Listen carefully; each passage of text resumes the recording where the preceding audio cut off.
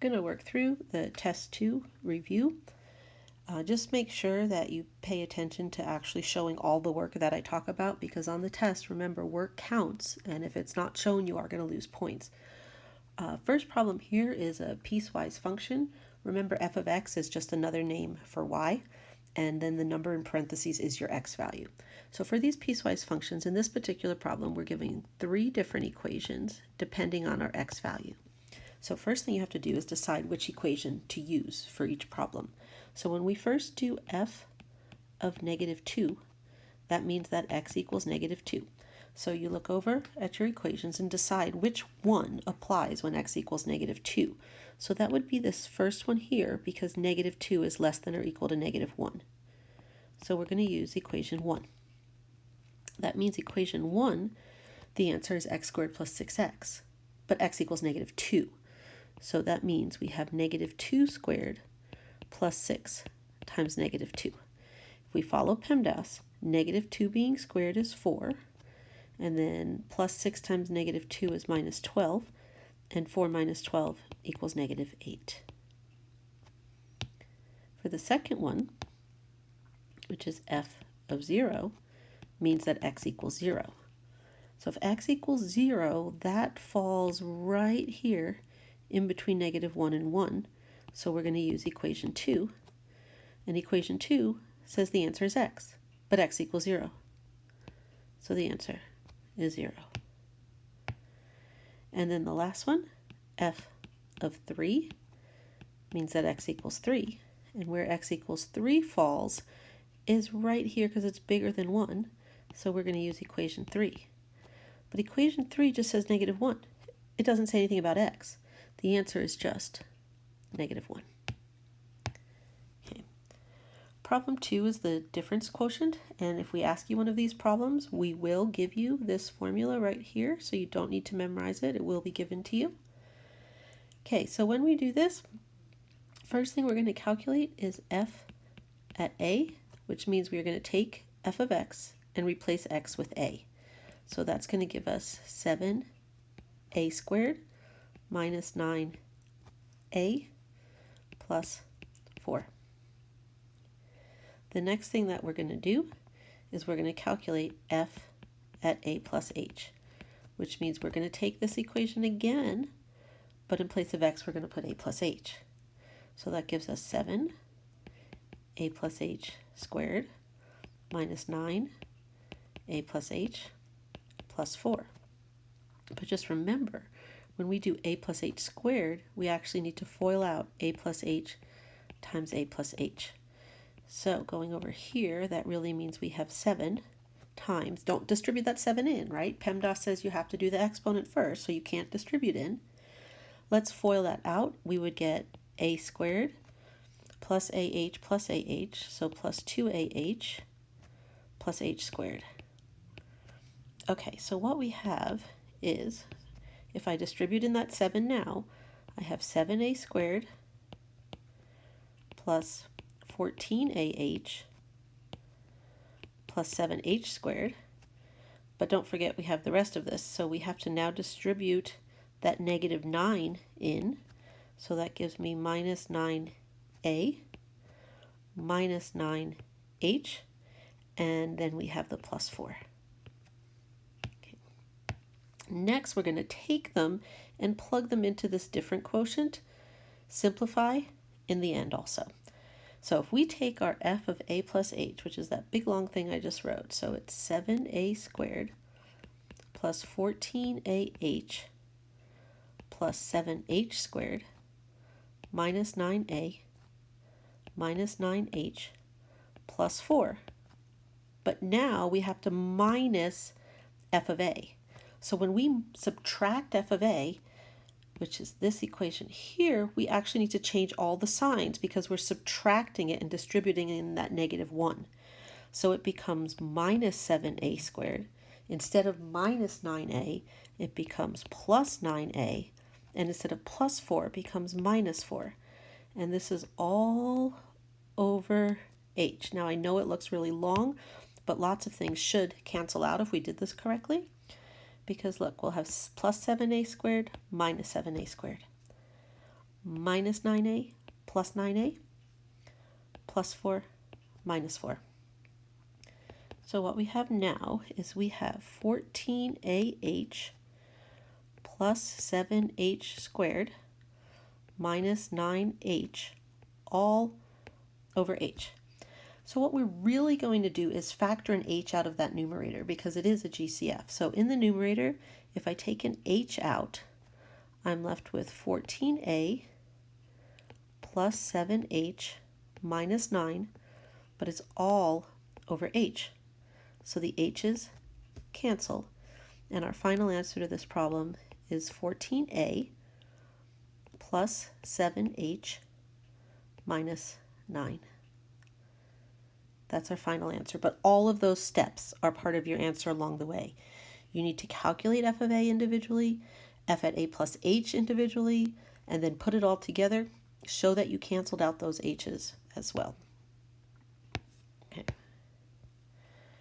All right, let's move on to some domain problems. When you do domain, remember, we automatically start and assume the answer is all reals unless we have a denominator or an even root, like a square root. Okay, so this first problem here has a denominator. This is our problem. We have, oh goodness, we have this x squared minus 1 in the denominator. And the rule is thou shalt not divide by 0. So for this problem, we're going to say that x squared minus 1 cannot equal 0. Okay, so let's figure out what that means. If I solve this, I could either factor it or add 1 and solve by square roots, but I'm going to factor it. So this becomes x plus 1, x minus 1 can't equal 0. If I set them both separately not equal to 0, that means that x cannot equal negative 1 or 1. I'm going to put that on a number line, negative 1 and 1. And then I'm going to put it in interval notation. So if x can't equal those numbers, that would be open circles, but it would be everything else. If I put this in interval notation from left to right, way out here we have a negative infinity. Open circles are parentheses, but we have this middle section and we have this end section, which then goes all the way out to infinity. Now, when I go to put this in interval notation, remember, we go from left to right and we connect things with a u. So we're going to have our answer as negative infinity up to negative 1, union from negative 1 to 1, union from 1 to infinity.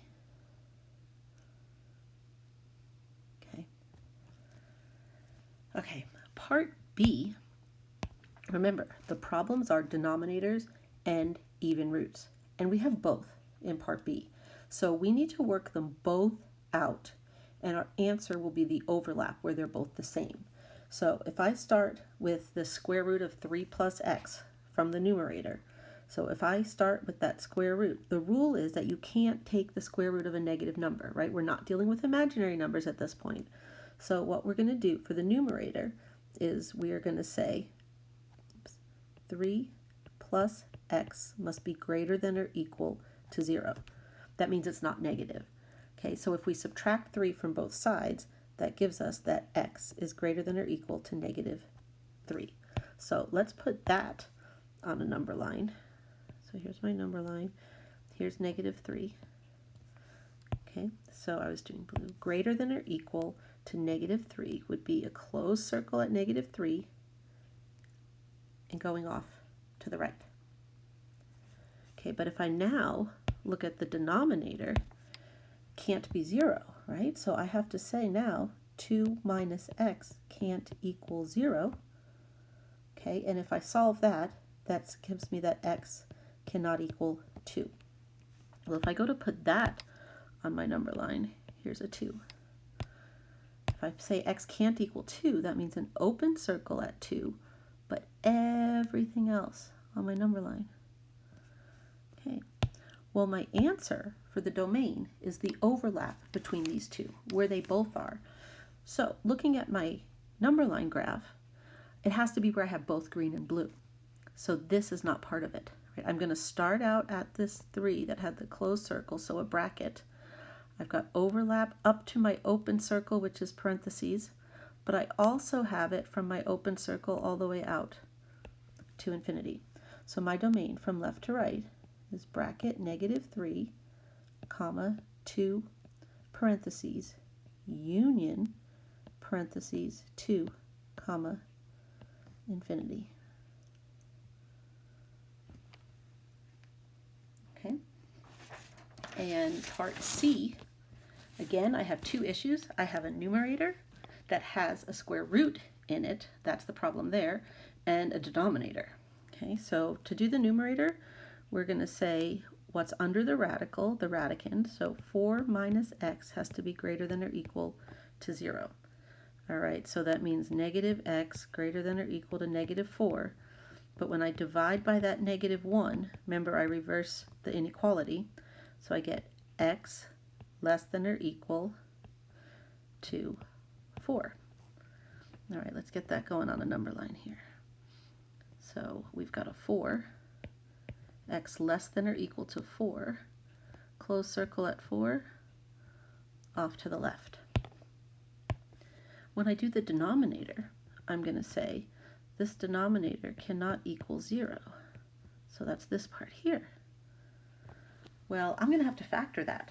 And I'm going to have to bottoms up it, well, because it's better, but you can use the other method. And I have to do that because of that 2 as a leading coefficient. So when I try to factor this, I'm going to say what multiplies to -8 and adds to -7. And that's going to be -8 and +1. So when I go to factor it, again, I'm using bottoms up, I'm going to start out and say x minus 8, x plus 1 can't equal 0, but that's not right because I have to bottoms up it with that 2. So I get x minus 4 times 2x plus 1 not equal to 0. So if I set both parts not equal to 0, so I'm going to have x minus 4 doesn't equal 0, and 2x plus 1 doesn't equal 0, gives me 2 bad numbers. X cannot equal 4 from the first one, and when you work the second part out, you're going to get that x cannot equal -1/2. Now just remember, if you're doing this on a test, you must have the symbols correct. Like, don't say the denominator equals 0. It has to be doesn't equal 0. Don't say the radicand doesn't equal 0. It has to be radicand greater than or equal to 0. You have to have matching work that supports your answers. So for this one, if x doesn't equal 4, that would be an open circle at 4, and let's get -1/2 on here. There would be an open circle there, but it would be everything else. Okay, but my domain is going to be the overlap. So wherever my graph has both red and blue. So we're going to start out at this -infinity. We're going to have parentheses for my open circle, and it's going to land here with parentheses because I can't say it equals 4 because in blue it doesn't equal 4, and this extra blue arrow to the right means nothing because it's not an overlap. My answer to this problem for domain would be parentheses from -infinity to -1/2, parentheses, union from -1/2 up to 4, which has parentheses, right? Those are parentheses, okay? Not a bracket. Make sure you can tell these are all parentheses. In this problem, everything had parentheses. And there we go. Okay. Alrighty. Number 4 tells us f of x, and it just says describe how to obtain these shifted graphs from the original graph. Okay, remember, everything horizontal is with x and it's on the inside, opposite of what you think, and everything on the outside is vertical and deals with y, and it's what you think it is. Start with the x first and then do the y. So for this one, we're going to start here. There's a +2 on the inside, which is horizontal, right or left, but opposite of what we think. So what that really means is the +2 means that we are going to go to left, and then we're going to take on this -4 that's on the outside, so it's up and down is what we think, so it will be 4 down. Okay, the next one, there's nothing on the inside, so it has nothing to do, with horizontal. First thing we're going to take care of is this minus on the outside. Okay, so that's a vertical flip. So that really means we're reflecting on vertical flip is on the x over the x-axis. And then this plus 3 is on the outside, so it's what we think. So that will be 3 up.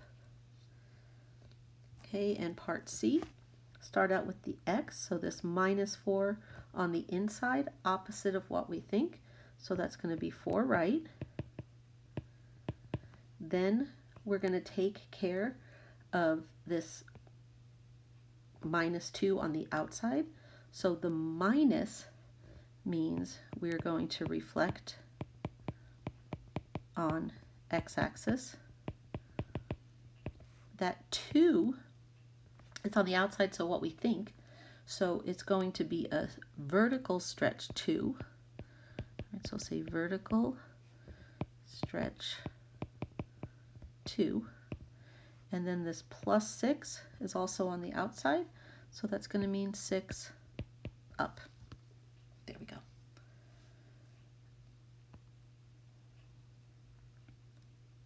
Okay, now when we give you problems like number 5, these are meant for you to start with the original parent function and do shifts. Do not plug numbers in to make these graphs. Okay, we are going to want to see, if I just asked you to graph these, I'm going to require, you're going to need to know to tell me what shift you are doing. Is it up, down, right, left, flipped over an axis, stretched? What is happening? Just you need to write that out, okay? So let me draw in the parent function. All of these looks like the parent function is going to be x squared.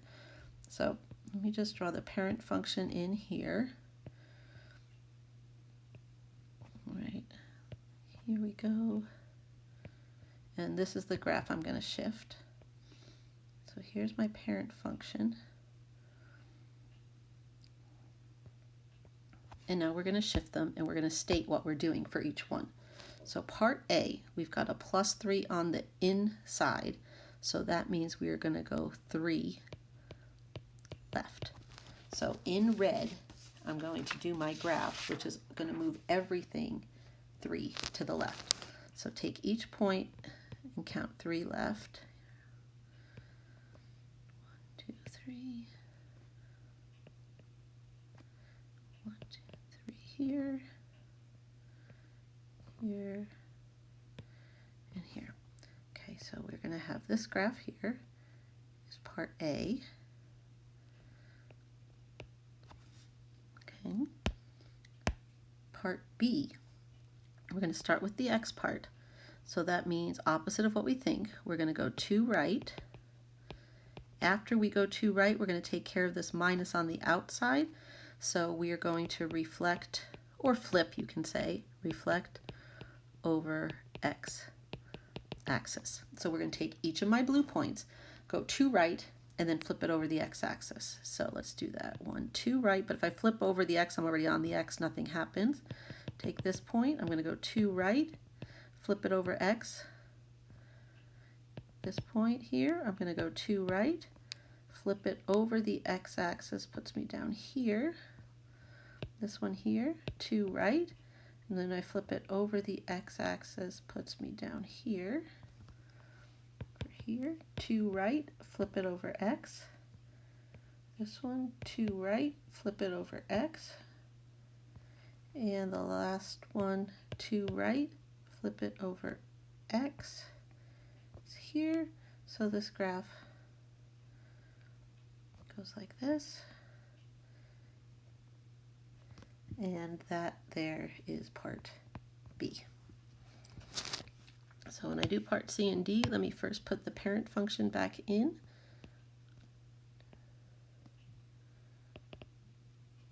Okay. Okay, there's my parent function. That's what I'm going to be moving around. Okay, for part C, first thing we're going to do is take what's with the x, so it's opposite, so we're going to go 1 right, and then this plus 2 on the outside, means 2 up. So we'll take each point.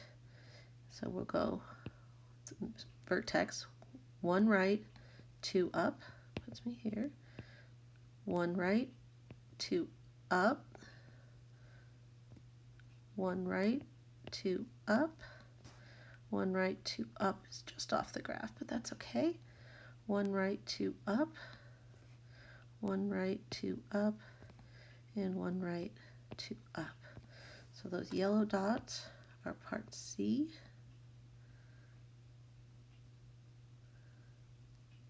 There we go. Oh wait, that's part C in yellow. And now we'll do part D. Oops, sorry. Okay, part D. What we're going to do is, first thing we're going to do is go 4 left. Then we're going to take care of this minus on the outside. So I'll just call it flip over x-axis. And then we're going to go 3 up. So again, we're going to take those blue points. So I'm going to start this vertex right here. First thing I'm going to do is go 4 left. 1, 2, 3, 4. Flip it over x. Well, it doesn't move because it's on the x-axis. And then I'm going to go 3 up. 1, 2, 3. That's my new vertex. Okay, just try each point separately. Be careful. This point here, I'm going to go 4 left. 1, 2, 3, 4. Puts me here. Flip it over the x-axis. Brings me down. Then up 3. 1, 2, 3. Puts me right here. This point here, 4 left. 1, 2, 3, 4. Flip it over the x-axis.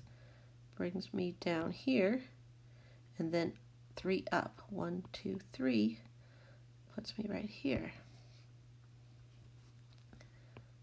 Again, this point over here, I'm going to go 4 left, which is here. Flip it over the x-axis, brings me way down here, and then I'm going to go 3 up. 1, 2, 3 puts me right there. This point, we're going to go 4 left, flip it over the x-axis, 3 up, right here. Next point, 4 left, 1, 2, 3, 4, flip it over the x-axis, 3 up, 1, 2, right here. And my last point, I'm going to go 4 left,